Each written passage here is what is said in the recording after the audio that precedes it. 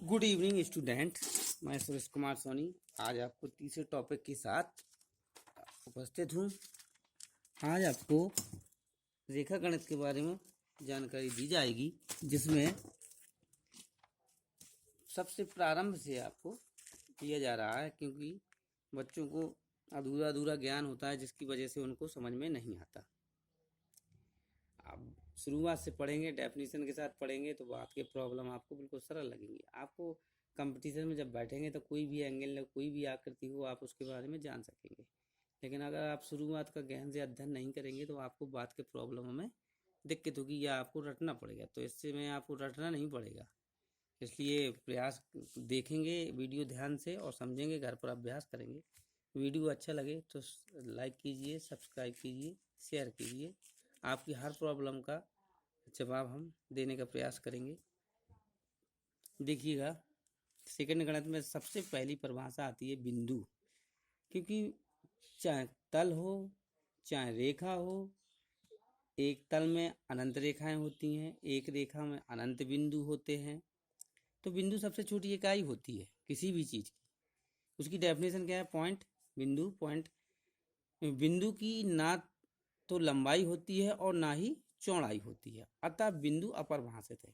देखिए, यदि कोई बहुत छोटी माप हो जिसको हम जान ना सके, गणना ना कर सके, नाप ना सके, तौल ना सके, किसी को बता ना सके, तो वो अनडिफाइंड होता है, अपरिभाषित होता है। ठीक है, उसकी लंबाई नहीं होती, चौड़ाई नहीं होती, इतना छोटा होता है बिंदु कि हम उसको वास्तव में स्वच्छ आंखों से नहीं देख सकते, इसलिए उसकी परिभाषा अपरिभाषित है। अगली हेडिंग है रेखा। लाइन बोलेंगे। रेखा की चौड़ाई नहीं होती, अपरिभाषित है ये लाइन। जब होती नहीं तो ज्ञात क्या करेंगे? रेखा अनंत लंबाई की होती है, अनंत लंबाई को भी हम ज्ञात नहीं कर सकते, ये भी लाइन अनडिफाइंड है। अतः रेखा अपरिभाषित है। रेखा की परिभाषा अपरिभाषित है। रेखा या रेखा खंड में अनंत बिंदु होते हैं। रेखा खंड रेखा का कटा हुआ भाग होता है। रेखा दोनों दिशाओं में बढ़ती है। रेखा दोनों दिशाओं में बढ़ती है। देखिएगा इनके डायग्राम। देखिए, ये रेखा है, इसमें दोनों तरफ एरो लगे हैं, ये बढ़ रही है दाएं भी और बाएं भी। लेकिन रेखा खंड में दो किसी भी तरफ आपको एरो नहीं लगेगा होगा, इसलिए ये कटा हुआ रेखा खंड है। ठीक है। अगली हेडिंग है समांतर रेखा, पैरेलल लाइंस बोल देंगे। ऐसी रेखाएं जिनके प्रत्येक स्थान पर उनके बीच की दूरी बराबर हो। प्रत्येक स्थान पर उनके बीच की दूरी का मतलब लंब, लांबिक दूरी।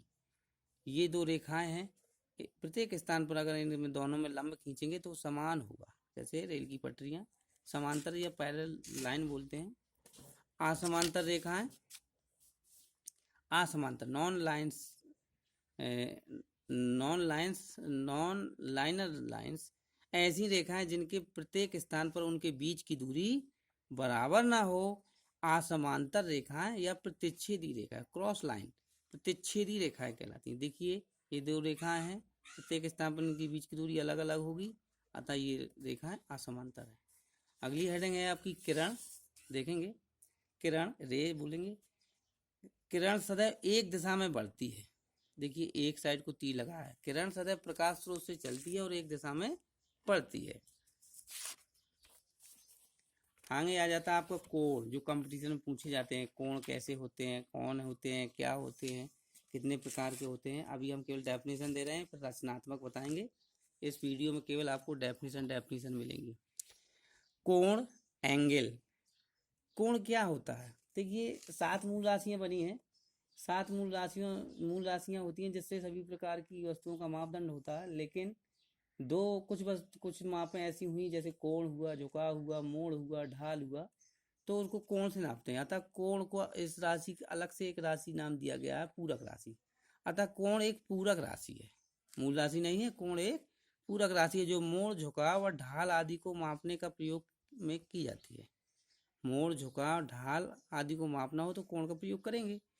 कोण का मात्रक अंश या रेडियन होता है। कोण का मात्रक अंश या रेडियन दोनों होते हैं, अंश भी और रेडियन भी, जहाँ जिसमें पढ़ो। पैमाना होता है पाई रेडियन बराबर 180 अंश। पाई रेडियन 180 अंश के बराबर होता है। अगर हम कहें पाई बटे 2 तो 2 का भाग कर देंगे तो 90 अंश। π/3, 3 का भाग कर देंगे तो 60 अंश, π/4, 4 का भाग कर देंगे तो 180 अंश। इस तरह से अब प्रश्न भी बनते हैं कंपटीशन में, देखेंगे।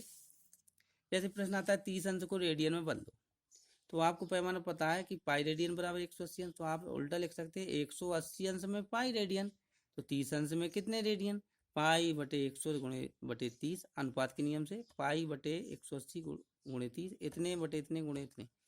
तो आप हल करेंगे, काटेंगे तो π/6, पाई आया तो आप रेडियन लिखेंगे, रेडियन आ गया। इसी प्रकार 45 अंश, 60 अंश, 90 अंश, 120 अंश को रेडियन में बदल सकते हैं। अभ्यास करना घर पर, इसका उदाहरण के लिए दे दिए अभ्यास के लिए। क्वेश्चन 2 है, अगला है क्वेश्चन। इस प्रकार भी क्वेश्चन बन सकता है, π/2 रेडियन को अंश में बदल दो, तो कुछ नहीं करना आपको, पाई के मान 180 अंश रख करके 2 का भाग करना, 90 अंश आएगा। π/3 रेडियन को अंश में बदल दो, 180 अंश रखना, 3 का भाग करना, 60 आएगा। इस प्रकार π/4, 2π/3, 5π/2, 3π/2 को भी आप अंश में बदल सकते हैं।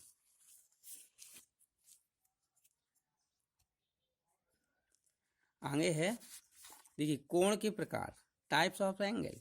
कोण कितने प्रकार के होते हैं इनके बारे में जानेंगे आप। सबसे पहले होता है न्यून कोण, इक्वल एंगल बोलते हैं, 90 अंश से कम हो तो न्यून कोण कहलाता है। दूसरा है समकोण, राइट एंगल, 90 अंश को ही आप समकोण कह सकते हैं। अधिक कोण, 90 अंश से अधिक, 180 अंश से कम, 100, तो ये इसको बोलते हैं अधिक कोण। 90 से अधिक हो, 180 अंश से कम हो तो उसे अधिक कोण बोलते हैं। ऋजु कोण, 180 अंश को ही आप एक ऋजु कोण बोल सकते हैं। ऋजु कोण से ऋजु रेखा बनती है, सीधी रेखा, स्ट्रेट लाइन 180 अंश का ऋजु कोण बनाती है, ठीक है ना।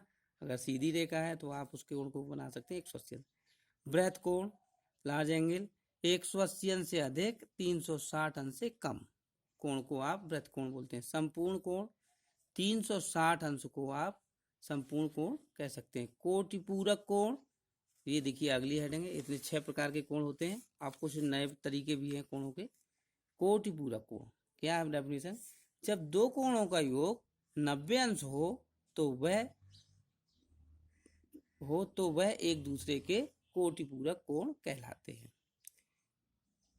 जब दो कोणों का योग 90 अंश हो जाए तो वे एक दूसरे के कोटिपूरक कहलाते हैं। जैसे 30 अंश का कोटिपूरक, 90 से 30 घटाया 60 होगा, 90 और 30 60 का योग 90 होता है, 30 और 60 का योग, तो 30 अंश का कोटिपूरक 60 कहलाएगा, 60 अंश का कोटिपूरक 30 कहलाएगा। इसी प्रकार 40 अंश का कोटिपूरक 50 कहलाएगा, क्योंकि 50 40 90 होता है, और 50 अंश का कोटिपूरक 40 कहलाएगा। 70 अंश का कोटिपूरक 30 कहलाएगा, 30 अंश का कोटिपूरक 70 कहलाएगा।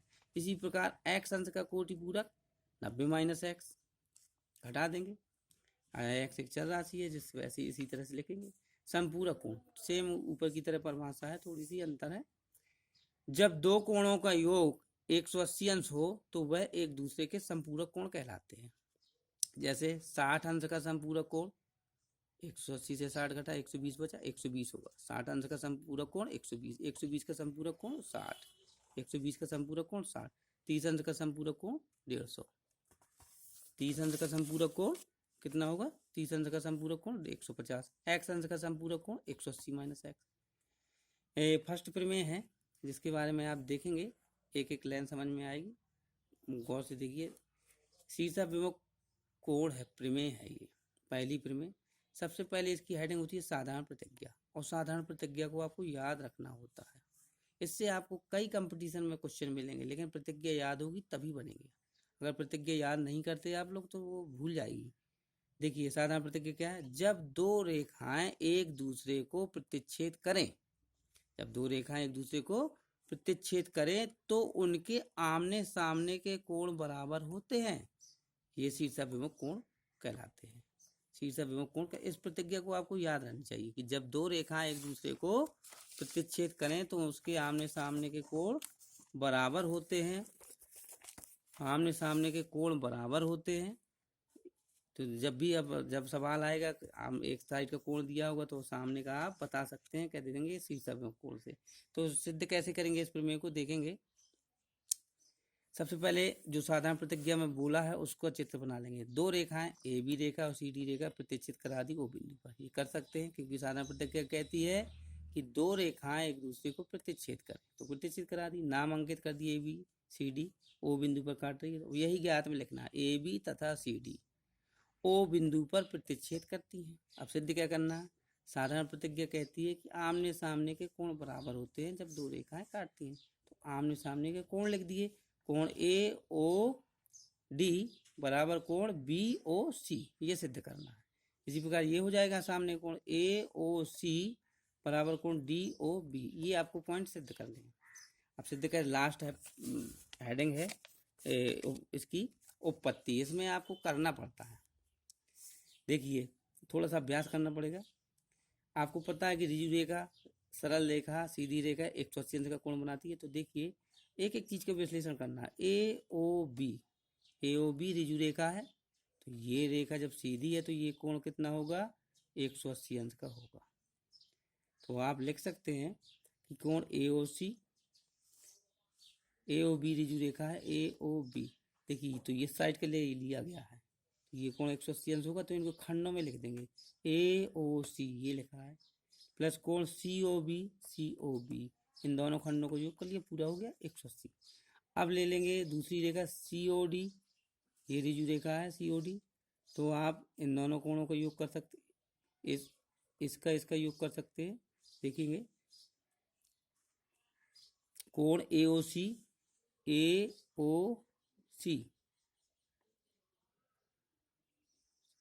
प्लस कोण ए ओ